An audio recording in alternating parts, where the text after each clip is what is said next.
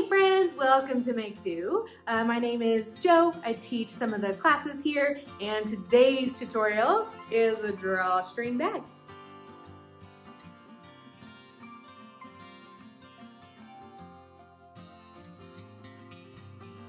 Here are the supplies that you'll need for our drawstring bag. Obviously, you'll need the fabric that you're gonna use. A scrap piece will be perfectly fine, and ribbon. And then you will also need pins to help hold everything in place, ironing board, and a hot iron, and maybe a parent to help supervise the using of the hot iron. Something to cut your supplies with. So either a mat and a rotary cutter and a straight edge, the fancy cutting tools, but if you don't have that, don't worry, because we can also get by with regular scissors and a regular ruler and a regular pin. All right, let's get started. I've got all my supplies here and we're ready to cut our fabric. Just one quick fabric lesson first. This part of the fabric that is white and it has all this information on it and it's got these little colors on it, this is called the selvage. Sometimes the selvage looks exactly like the fabric, but we can tell it's the selvage because there's teeny tiny holes that you can see. And that's how you know it's the selvage. We're gonna take advantage of the selvage for our drawstring bag. The selvage works really nice when you don't want to have a raw edge and you don't want to use a hem. I'm gonna flip my fabric over so that we're working from the back. It'll make it just a little bit easier to see. We're gonna go 9 inches down from the selvage. So I'm gonna take my ruler. I'm lined up at the very top of my selvage now, and I'm coming 9 inches down, and I'm gonna put a little mark. And then I'm gonna come over again from the top, 9 inches down, and put a little mark. Scoot over again from the top, come 9 inches down and put a mark. This will just help us get a little bit of a straighter line when we connect these dots. So 9 inches down and put my mark. So now when I use my ruler, I can line up my marks, and I wanna get 3 in a row so I can see a mark, a mark, a mark. I'm gonna get all 3 of those lined up, and I'm gonna draw my line.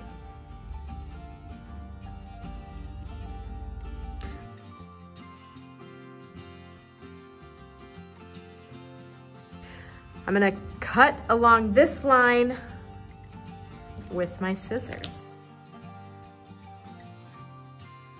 Okay, this piece we're gonna toss to the side. You can use for a future project, perhaps a scrunchie. So I'm gonna cut 6 inches off the end. That's gonna end up giving me 9 inches by about 13 inches side to side. So the exact size of this is completely up to you. You can make a tiny drawstring bag. You can make a big, huge drawstring bag. We're gonna make a medium-sized drawstring bag. Now I'm gonna come 6 inches over here on this edge. So we're gonna do the same thing we did before.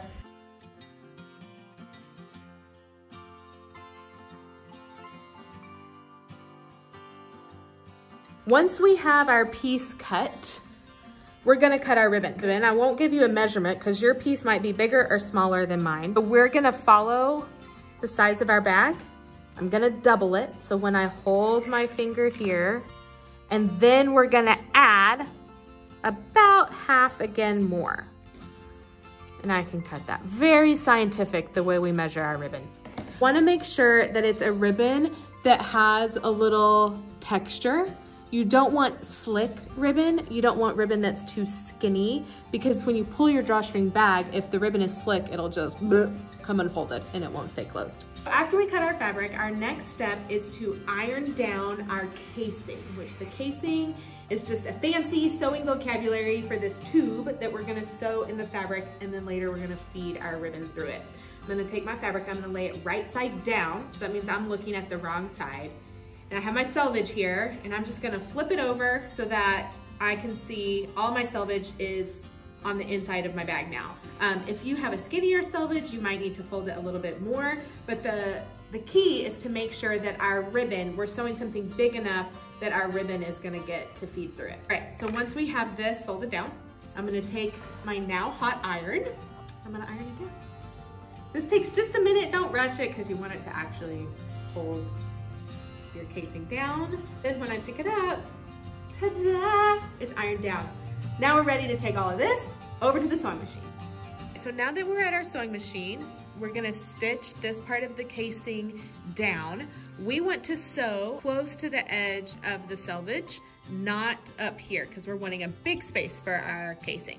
I'm gonna line this edge of my selvage up with the edge of my presser foot right here. So I hold my 2 threads out of the way, I get my fabric lined up, drop my presser foot. I'm making sure that I'm starting to sew at the very top of my fabric, not way down here. Then we're gonna roll as we hold those threads. We roll forward a few times. I'm gonna back stitch with my reverse here. So when I push this down, go backwards. I'm gonna let that go.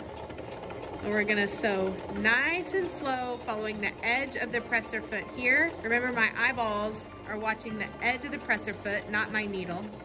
I'm keeping my fingers a safe distance away. A needle through the fingernail is not how I wanna spend my morning.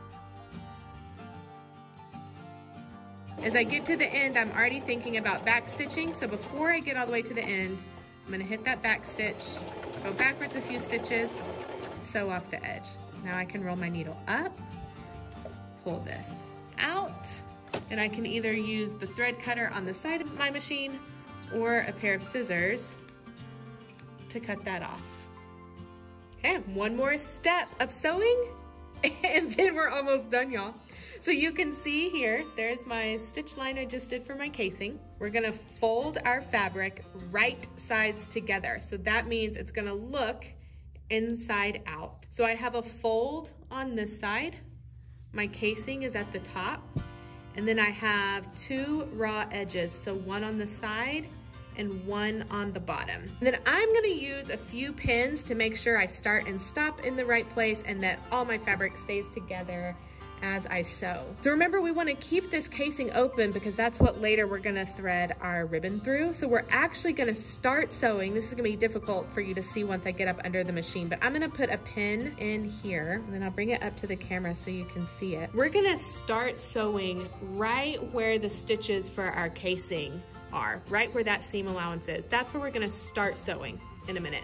So all of this, our casing, will stay open. I'm gonna put a pin up there to start, a pin there, and I'm gonna turn it and I'm gonna put 2 pins on this bottom edge here. Okay, so we've got 4 pins in. We're ready to sew. All right, we're back at the machine. Remember, we've got the fold on this far left side, so we do not have to sew that side. We're not sewing the top, we're only sewing down one side and across the bottom. We wanna start where that pin is, where our seam allowance is from our casing. Before I start sewing, I'm gonna go ahead and pull that pin out and stick it way over here in my pin cushion. I'm holding my 2 threads. I'm gonna start by rolling forward. We don't want our bag to pull apart here at the top, so I am gonna reverse a few stitches. Okay, I let that go, and I'm gonna go slowly down to the bottom. Before I get to this pin, I'm gonna take it out. Now we're gonna pivot when we get to the bottom down here. Remember, that's just a fancy word for turn. So as I start getting close, I'm actually gonna use my hand wheel to give me a little bit more control. And when I think I've gone far enough with my needle down, I'm gonna lift my presser foot up, spin my fabric, and put my presser foot back down. So I don't know if you can tell, but I'm not quite close enough here. I need to go 1 more stitch forward. So I'm gonna spin back around where I was, presser foot down. I'm rolling with my hand wheel 1 stitch forward. With my needle down, I can pick this up and turn. So we need our needle to stay down so that our fabric doesn't go flying off of our machine. So now when I put my presser foot down, I'm lined up exactly where I wanna be. To make sure everything stayed nice and where it should be, when I did that pivot, I am gonna roll 1 stitch forward. You can go ahead and take this pin out. as I get close to that last pin, I'm gonna take it out. And remember, we don't have to sew up this edge, so we're gonna end it down here. And as I get close, I'm already starting to think about when I'm gonna backstitch. So I wanna backstitch about right now. So before I get all the way off the edge, I'm gonna backstitch, and then I can sew to the end. So I've got all this mess of strings, so I can go ahead and clip those off. One more step before we flip this beauty right side out.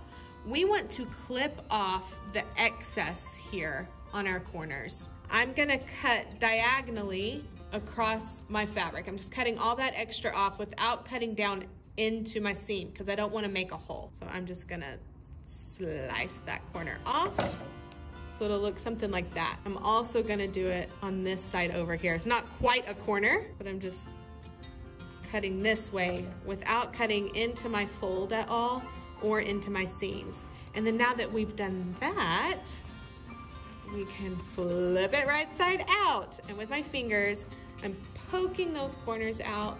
So there we go. Last step, you guys. We're gonna take our ribbon. We're gonna take a safety pin. I'm not sure I mentioned that before. You need a safety pin. I'm gonna open the safety pin up and I'm gonna pin it onto my ribbon. If your ribbon has a right side, like mine does with these flowers, I wanna make sure that when I get it started in my casing, that it is right side up. So if I were to start threading this through this way, it'd be upside down, and that's not really the look I'm going for. So when I flip this over, we're gonna use the safety pin to push the ribbon through our casing. So here's what's gonna be happening once I'm inside of there. I'm gonna hold on, I'm gonna call this the tail of the pin. So I'm gonna hold on to the tail, and with my other hand, I'm gonna push fabric onto the head of the pin. And once I do that a couple times, I'm gonna grab the head, and then with my other hand, I'm gonna grab all that fabric and I'm gonna pull it off of the pin. And I'm just gonna keep doing that over and over. So I'm gonna push, push, push, grab here, pull, pull, pull, grab here, push, push, push, grab here, pull, pull, pull. So that might sound confusing now. I just want you to know what is actually happening in here that you're not gonna be able to see so much. Here's my little hole in my casing. My pin is gonna just slide right in. I'm holding the tail here and I'm pushing this fabric on. Now I'm gonna grab the head and I have to pull. This first part's a little tricky, but I have to pull that over the edge. So now I grab my tail, push, push, push fabric on so you can see it all gathered up there. I grab the head of my pin and pull that extra off. So push, push, push, hold here and pull.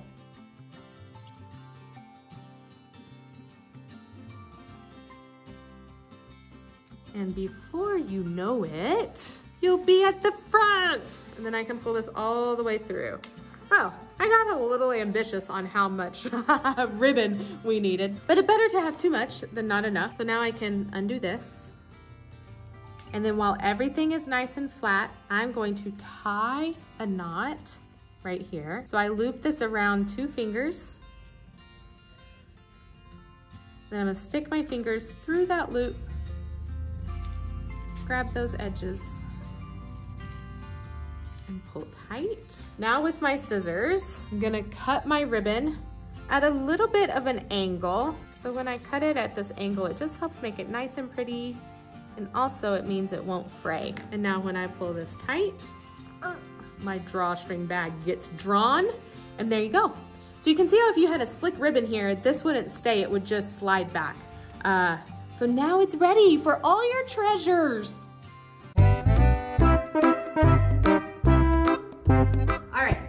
Wait, do I introduce myself now? No, you can do that at the wall. No, I'm having such a hard time. I don't think this iron is on. Up now. Yeah. But this iron's not on. Pardon us for the technical difficulties. Hello, welcome. I didn't like that. If it's not warm, we should get another one. Pause. Simple, basic, best of projects ever. That was 2, I oversold it. Drawstring bag.